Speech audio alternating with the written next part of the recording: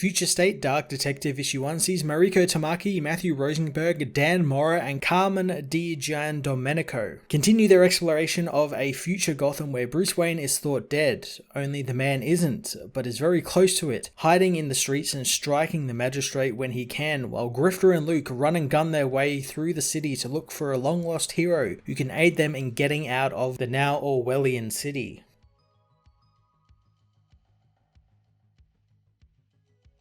Dark Detective has to be one of the most anticipated books from the Future State, at least for me it is, and this first portion of Mariko Tamaki's story was so damn good. I really enjoyed following a Bruce who is just utterly broken now and he has no money, no Batman, and worst of all, no city. As Bruce says throughout this issue, he's much like a ghost in an unknown city, a city that's progressed past him, but also regressed so much since it's under the thumb of the Magistrate. Seeing Bruce just swallowed up by the city he once loved was pretty heartbreaking and a really awesome direction to take the hero. More information about the Magistrate was also fantastically revealed here, as was confirmation that Chris Nakano, the guy running for mayor in Tamasi's Detective Comics run, is also somehow involved in this. Tamaki has a really good voice for this broken and beaten and older version of Bruce. He's so unsure of himself but still pulls himself up to become what this new Gotham needs in order to survive. I'm looking forward to her taking over Detective Comics later this year, since if she can bring this vulnerability to Bruce while also balancing it out with really cool Batman stuff, it would be something really special. If Mariko's story was dark and showed a little of the hopeless side of Gotham, Matthew Rosenberg's was a complete opposite, as we got a very awesome Lethal Weapon buddy cop action comedy with Grifter and Luke. This is probably the most I've ever loved Grifter. He's got a fantastic roguish personality that goes well with Luke Fox's more straight-edged attitude. It's classic buddy cop stuff in the vein of Lethal Weapon. It's not without its topical commentary though, as there is a great and pretty sobering line from Cole about how the cops will probably end up pinning the shooting on Luke Fox, a black man, since it would be easier for them to charge. Both men's rapport was on point and I loved their bickering and hope after Future State it's something we see more of, since there's a combination I never once thought about, yet it works so well.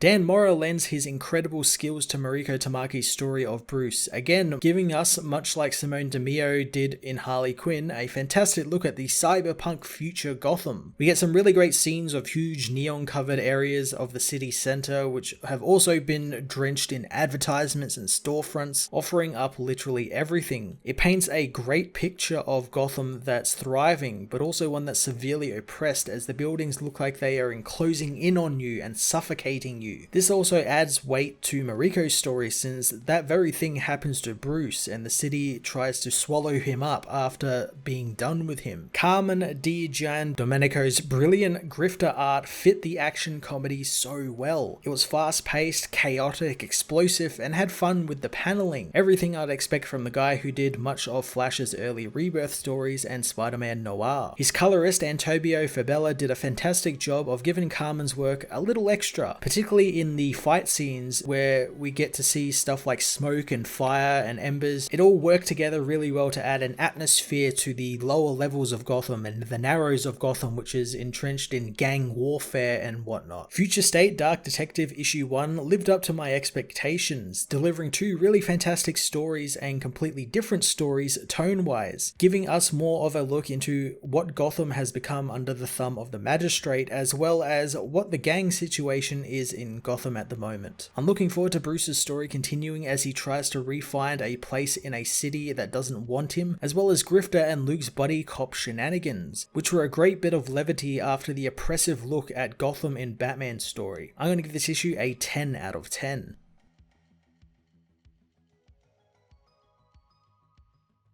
Future State Dark Detective Issue 1 heads to Gotham's morbid underbelly, where at a huge unmarked gravesite, the supposedly dead Bruce Wayne watches a woman as his city continues to crumble. Bruce remembers how last month he was shot by Peacekeeper 1, causing him to desperately take off into the alley. In the present, the woman Bruce was shadowing thinks she sees someone, but Bruce is already long gone, heading towards a bar where he has just enough credits to buy a coffee. He looks at the headlines that talk about Batman's death as the woman next to him wonders who could be next, since first it was Batman, then days later Bruce Wayne died, and celebrity deaths usually come in threes. She remembers hearing Bruce killed himself because he lost all his money, or he might have even died from drugs. In the past, Bruce bangs on a back alley doctor's office door, offering him up the last little bit of the Wayne family fortune to dig the bullet out of his stomach, and to keep his mouth shut about performing surgery on Batman. The next day, Peacekeeper 1 makes Batman's death official, telling the press that the vigilante was killed in the early hours of the morning, and his death is a victory for justice in Gotham, but their work is far from over, but he and Mayor Nakano know the war will be won quickly. The press continue asking questions about the other vigilantes and the Joker, but Peacekeeper says that their investigations are ongoing, but they will continue to eliminate crime from Gotham using better methods than the vigilantes. In the present, Bruce heads into the busy neon-soaked streets of Gotham, seeing his own face staring back at him from the hologram monument erected in his honor. Looking around the ad-infested neon city, Bruce begins to realize the city no longer makes sense to him. He runs through its streets, knowing that the city's technological advances have come at the Magistrate's price of control. He runs into an alley where a bunch of thugs are harassing an old man for his money. Bruce tells them to let him go, and the boy in the Robin jacket tries to stab him, but Bruce easily beats him down, fighting the other thugs as one of the Magistrate's drones soon catches up to him, demanding everyone in the alley cease all movement. As the thugs take off, Bruce also takes off down the alley, where he rips off his clothes to reveal his tactical bat suit. He fires a grapple into the sky, and as he ascends, the drone shoots him in the leg. Atop the building, the drones confront Batman, telling him there is no escape, but the hero leaps from the roof, firing his grapple again, but instead of embedding in a wall, it smashes through a window, causing Batman to slam into the side of the building hard, falling into the alley below. Later, Peacekeeper 1 reviews the combat footage that the drone captured of Batman, as Batman meanwhile takes off down the alley, knowing that Batman and Bruce Wayne are dead and no one is left to stand over their graves, knowing all that's left are his mistakes and the city that helped build them. He knows his company and tech helped build the Magistrate, which means he knows how to break it down, and whatever he has become now, he's got nothing but time to fix it all. Elsewhere in Gotham, Cole Cash finds himself looking down the business end of a gun, knowing it's not as bad as it looks, but it's all relative to him since he knows how much worse it can get. But this is how it usually starts. The man he's playing poker with tells him that he's going to blow his brains out for cheating, as the man remembers being the vigilante Grifter, hoping that no one in the bar actually remembers that, since he would rather stay off the Magistrate's most wanted list. Cole warns his fellow player pulling a gun in Gotham is dangerous, but the man accuses him of cheating again. Cole quickly disarms the man, revealing a knife hidden up his sleeve which he uses to stab the man's hand into the table, telling him not to accuse someone of cheating until you are really sure you can take them in a fight. After dealing with the man, Cole raises his bet as the GCPD arrive, wanting a word with the man, despite Cole being in the middle of a big hand. Cole tells them that the gun wasn't his, but the cops aren't interested in that, since they know he was once Grifter, saying his name out loud, which angers many of the patrons, being that they have all a bone to pick with Grifter. Cole starts a bar fight and soon happens upon a very large man who says he hired Grifter for protection, but Grifter never showed for the job. Grifter wonders what the hell he was hired to protect this man from, but before he can get his answer, Cole is booted into the street where almost all the peacekeepers in Gotham are waiting for him. Cole knows they'll never catch him, taking off down the street where he's almost immediately hit by another car and surrounded yet again. Cole asks the cops if they have some questions for him, but the cops know it's beyond that now and it's the Magistrate's problem, as he's loaded into a peacekeeper transport. Inside the transport, Cole finds Luke Fox,